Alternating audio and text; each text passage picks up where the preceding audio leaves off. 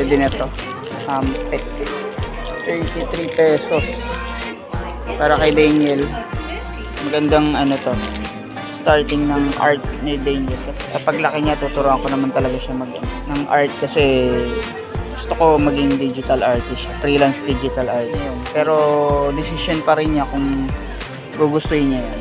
Pero habang maliit pa siya, iti-training ko na siya pagdating sa art. So, mas maganda pa rin yung traditional art pagka natutunan. Sa tingin ko, dito muna siya mag-start sa coloring book para matutunan niya yung pagkulay. Sunod nun, color blending ang ituturo ko sa kanya. Mga basic mo. Ito naman talaga yung number 1 na importante. Matuto siyang sumulat ng letters.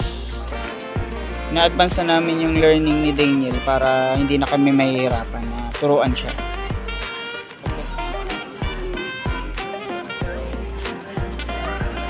Magandang advance na siya para pag nag-kinder na siya,